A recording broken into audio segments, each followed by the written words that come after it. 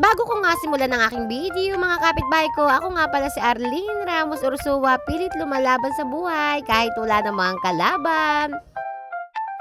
May pangarap pero hindi pa natutupad at palagi niyong tatandaan, masarap kapag merong kapitbahay.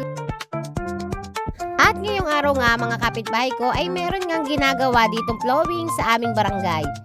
Yung totoo mga kapitbahay ko, marami ngang nakausap ang aming kapitana kung saan nga pwedeng ilagay ito. Kasi kahit pala maglalagay tayo o magpapatayo tayo ng flowing, marami rin palang proseso na kailangan gawin. Pero bandang huli nga mga kapitbahay ay napagdesisyonan na dito na nga ilagay ang gagawing flowing. At sadya namang napakalaki ng tulong nito, lalo na sa mamamayan dito sa amin sa Barangay Gis.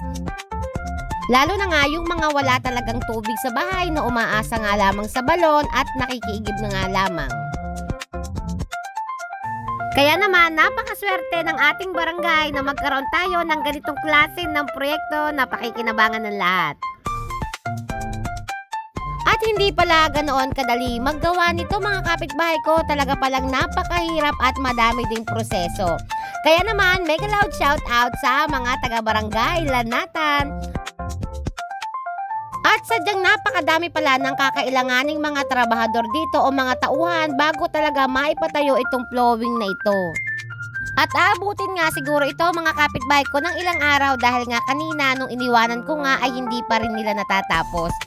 Ano ba yan kapitbahay? Akala tama naman basta na magtayo ng flowing. Pasensya naman kasi hindi ko rin naman talaga alam kung ilang araw nga ito bago matapos. At syempre, huwag kayong mag-alala kasi nandito tayo at i-update ko kayo once na matapos na itong ginagawang flowing na ito dito sa aming barangay. At tamang-tama naman po mga kapitbahay ko kasi dati po talaga, meron po talagang flowing na napapakinabangan yung mga tao dito sa amin. Pero hindi ko po alam ang dahilan kung bakit po bigla itong pinasara. Pero ngayon nga po, mas maalwan na at marami na pong pwedeng makagamit kapag po naipatayo at napagawa nga po itong flowing.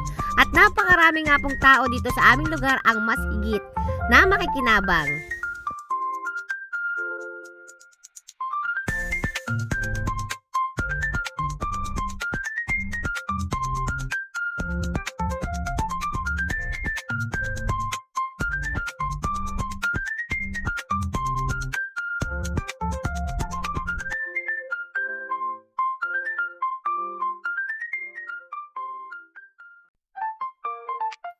At hanggang dito na nga lamang ang aking video mga kapitbahay ko. Maraming salamat sa buo ninyong suporta.